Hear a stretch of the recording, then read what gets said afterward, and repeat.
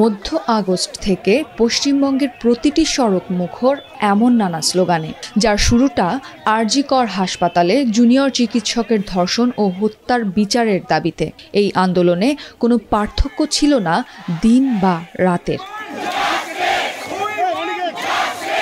এক মাসের বেশি সময় ধরে আন্দোলনের পর চিকিৎসকরা বসলেন পশ্চিমবঙ্গের মুখ্যমন্ত্রী মমতা বন্দ্যোপাধ্যায়ের সঙ্গে। দীর্ঘ 5 ঘন্টার বৈঠক শেষে 16 সেপ্টেম্বর রাত 11:15টায় গণমাধ্যম কর্মীদের কাছে বিস্তারিত তুলে ধরেন মুখ্যমন্ত্রী। 3টে নাম দিয়েছিল ফ্রম হেলথ ডিপার্টমেন্ট, একটা ডিএমই, একটা ডিএইচএস আর একটা হেলথের প্রিন্সিপাল সেক্রেটারি। আমরা ওদের বোঝালাম যে একসাথে যদি পুরো ঘরটা খালি করে দেওয়া যায় তাহলে অ্যাডমিনিস্ট্রেশনটা চলবে কি করে। সুতরাং আমরা ওদের কথা মতো ডিএমএ এবং ডিএইচএসকে সরাবার সিদ্ধান্ত নিয়েছি। বাট এটাও ঠিক, আমি কিন্তু ডিএমএকে বা ডিএইচএসকে আমরা কাউকে অসম্মান করিনি, কিন্তু ওদের বিরুদ্ধে যেহেতু চিকিৎসকদের ক্ষোভ আছে এবং তাই ওদের দাবি মেনে নিয়ে আমরা বলেছি এই দুজনকে সরানোর সিদ্ধান্ত আমরা নিয়েছি। যেহেতু ওই দিন সিপি পৌঁছাবার আগে নর্থের ডিসি পৌঁছেছিলেন আগে এবং 14 তারিখে ঘটনাটা ঘটেছিল এবং ওরা অভিযোগ করেছিল, যার জন্য নর্থের ডিসিকেও সরিয়ে দেওয়ার সিদ্ধান্ত হয়েছে। মিটিংটা পজিটিভ হয়েছে বলে আমি মনে করি, ওরাও নিশ্চয়ই মনে করে, তারাই বা সাইন করবে কেন আর আমাদের চিফ সেক্রেটারি বা সাইন করবে কেন। আমি জানি তোমরা বলবে আমরা ফিরে গিয়ে জিবিতে আলোচনা করব, সেটা হতেই পারে। তোমাদের মধ্যে অনেকগুলো গ্রুপ আছে, অনেকগুলো মেডিকেল কলেজ আছে, হসপিটাল আছে, ঠিক আছে, তোমরা ফিরে গিয়ে আলোচনা করো, কিন্তু যেটা এখানে মিনিটসে সাইন করেছি আমরা দুপক্ষ, এরপর তোমরা কাজে যোগদান করো। বৈঠকের ফলাফল নিয়ে সন্তুষ্ট আন্দোলনকারীরাও। একে আন্দোলনের প্রাথমিক সফলতা হিসেবে দেখছেন তারা। জানান, মুখ্যমন্ত্রীর প্রতিশ্রুতির বাস্তবায়ন না হওয়া পর্যন্ত আন্দোলন চলমান থাকবে।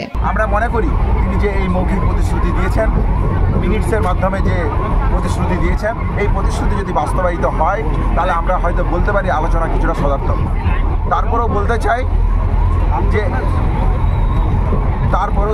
চাই যেটা সেটা হচ্ছে প্রিন্সিপাল সেক্রেটারি আমাদের যে জায়গা ছিল, যে তাকে তার বিরুদ্ধে অ্যাকশন নিতে হবে, ট্রান্সফারের জায়গা করতে হবে, এবং ডিসি সেন্ট্রালের যে পয়েন্ট ছিল আমাদের সেই জায়গাটাতে এখনও কোনো ফলপ্রসূ সম্পন্ন আলোচনা আমরা পাইনি, ফলপ্রসূ আশা আমরা পাইনি। রিগার্ডিং সেফটি সিকিউরিটি এবং বিভিন্ন কলেজে আরডি এবং স্টুডেন্ট ইউনিয়ন তৈরি করার যে প্রসঙ্গ, এই প্রসঙ্গ নিয়েও আমরা আলোচনা করি। উনি একটা ন্যাশনাল টাস্ক ফোর্স গঠনের কথা বলেন চিফ সেক্রেটারিকে হেড করে। আমরা তাদের ডিসএগ্রি করলেও আমরা বলেছি এই নিয়ে আমরা আলোচনায় বসতে রাজি, যদি আমাদের সেফটি সিকিউরিটি মেজার সম্পর্কে যাবতীয় যা পদক্ষেপ, সেই পদক্ষেপ নিয়ে আমরা ডিটেলস ডিসকাশনে রাজি আছি। এই অবধি আজকের আলোচনা হয়েছে, বাকি ধর্ণামঞ্চ থেকে আমরা ডিটেলস ডিসকাশন আমরা করব। যেটুকু আংশিক দাবি আমরা পূরণ করে আনতে পেরেছি সেটা আজকে এই আন্দোলনের একটা বড় জয়। কিন্তু একথা মনে রাখতে হবে যে এইটুকুর জন্য আমাদের 38 দিন ধরে পথে থাকতে হয়েছে। আজকে আমরা স্বাস্থ্য ভবন সাফাই অভিযানে যে গিয়েছিলাম সেটাও আমরা সম্পূর্ণ করতে পারিনি। আজকে এই অবস্থায় গিয়ে আমরা ধর্ণামঞ্চে ফিরে যাচ্ছি।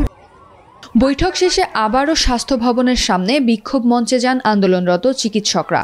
সুপ্রিম কোর্টে শুনানির পর আলোচনার মাধ্যমে পর আন্দোলন ও কর্মবিরতির বিষয়ে সিদ্ধান্ত নেওয়া হবে বলে জানান তারা। আমাদের আন্দোলন স্বাস্থ্য ভবনের সামনে যেরকম আমাদের অবস্থান বিক্ষোভ চলছে এবং আমরা যে কর্মবিরতিতে আছি, আমরা আমাদের কলেজের সমস্ত ছাত্রছাত্রীরা, নার্সিং, মেডিকেল পড়ুয়া যারা এই আন্দোলনের সাথে সরাসরিভাবে যুক্ত, তাদের সাথে সম্পূর্ণরূপে আলোচনা করার পর আন্দোলনের এবং আমাদের কর্মবিরতির গতি প্রকৃতি সম্পর্কে সুনির্দিষ্ট সিদ্ধান্ত নেব। এটাও আমরা মাননীয় মুখ্যমন্ত্রীকে জানিয়েছি যে কেবলমাত্র একটা টাস্ক ফোর্স গঠন করে এই সমস্যার সমাধান নয়। কেননা সেফটি সিকিউরিটি সংক্রান্ত বিষয়ে আমরা যে জিনিস বলেছিলাম যে শুধুমাত্র বাইরের জিনিস নয়, বাইরের থেকে সিকিউরিটি নয়, যে ইন্টারনাল থ্রেট, এই যে সিন্ডিকেট রাজ, মাফিয়া রাজ, গুন্ডা চক্র, দুষ্ট চক্র, তাদেরকে একটাভাবে উপরে না ফেলতে পারলে তার জন্য প্রয়োজন একটাভাবে গণতান্ত্রিক পরিষদ তৈরি করা। সেই বিষয়ে একটা আলোচনা পথ ওপেন হয়েছে, কিন্তু সেই নিয়ে কোনো কথা কিন্তু খুব বেশি দূর এগোয়নি। আমরা ফার্দার ডিসকাশনে পরে বসতে পারি, এরকম একটা কথা হয়েছে। আমরা পথ খোলা রেখে এসেছি, আমরা পথ বন্ধ করতে চাইনি। আমরা যেহেতু সদিচ্ছার একটা ব্যাপার চলছে, আমরা পথ খোলা রেখেছি এবং একথাও মনে করিয়ে দিতে চাই হবে না